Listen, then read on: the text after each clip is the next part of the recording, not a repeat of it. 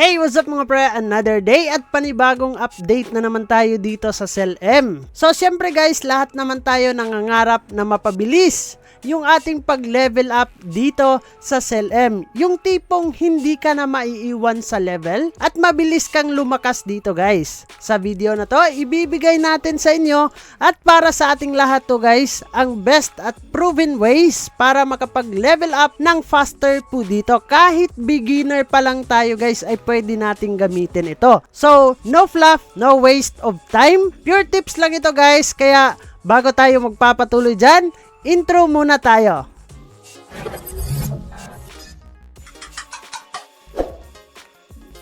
So guys, unang pag-uusapan natin, i-priority po natin yung ating main quest. Ito ang pinakamabilis na source of XP sa early hanggang mid game po ito. Huwag kang basta-basta mag-grind dito guys kung hindi naman siya main quest pa. Sundin lang natin yung story. Automatic tayo makakapag-level up dito. Kapag may quest ka na nagbigay ng malaking XP, isave mo ito kapag may XP boost ka para doble yung gain po natin dito. So yan po guys, wag po natin kalimutan. Ang pinaka-importante, main quest talaga. And another tip naman natin guys, dito naman tayo sa daily and weekly quest. Huwag mong i-ignore ito guys. Daily and weekly quest, maraming players yung mga nagkakamali dito. Akala lang nila maliit lang ang rewards dito guys. Pero pinagsama-sama po natin ay lalaki at malaki din yan. Yung daily guys, consistent XP po yan. Weekly, malaking bonus or XP yung binibigay po nila dito. Gawin mo ito guys araw-araw kahit saglit lang. Malaking tulong to sa ating leveling system po dito sa CellM.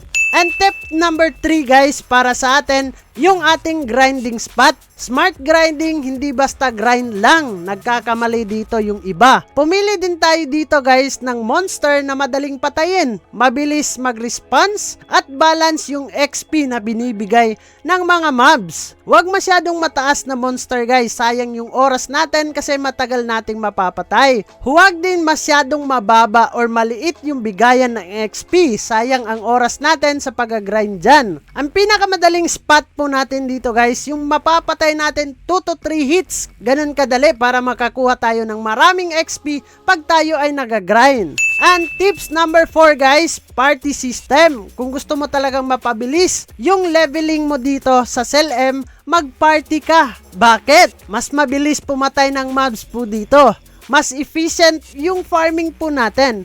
And then, less downtime po tayo dyan. Kung may healer or support po tayo sa party, patuloy-tuloy lang yung ating pag-grind dito.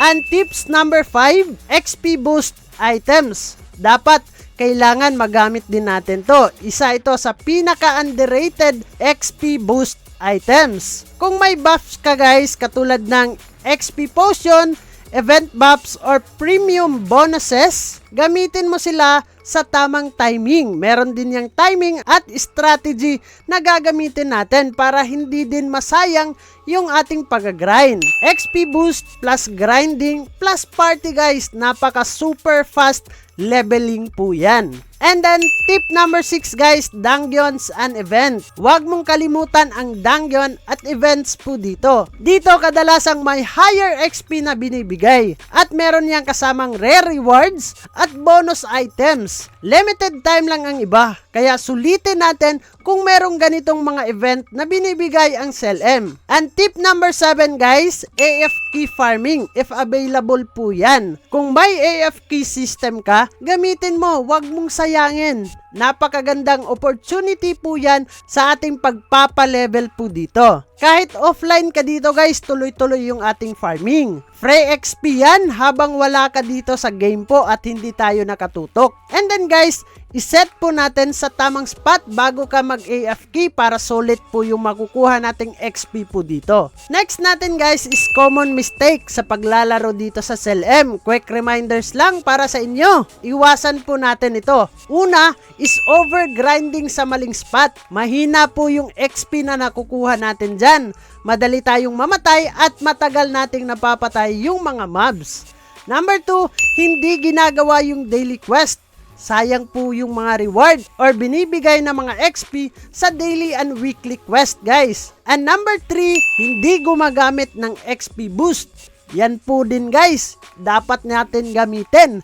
Naiimbak na lang dun sa ating inventory at napupuno yung ating inventory dyan. And number 4, solo lang lagi. Iwasan po natin parati tayong nagsosolo. Sayang yung party bonus na binibigay po ng SLM dito. Yan ang mga dahilan kung bakit mabagal tayo makapag-level up at lalo na yung iba na naglalaro dito sa SLM. So ayun guys, yan po yung ating tatandaan, yung mga best ways para makapag-level up tayo ng fast dito sa SLM on Cross. Kung susundin mo lahat ang tips na to guys, siguradong mapapabilis yung inyong progress sa pagle-level up ng inyong mga character po dito. Kung nagustuhan mo ang video na to guys, wag po ninyong kalimutan mag-like, comment down below guys kung anong level ka na ngayon. Subscribe naman para magkaroon kayo ng update kung ano pa yung mga video na i-upload po natin. So see you on my next video guys. Diyan na muna kayo, ingat tayong lahat and let's go! Bye-bye!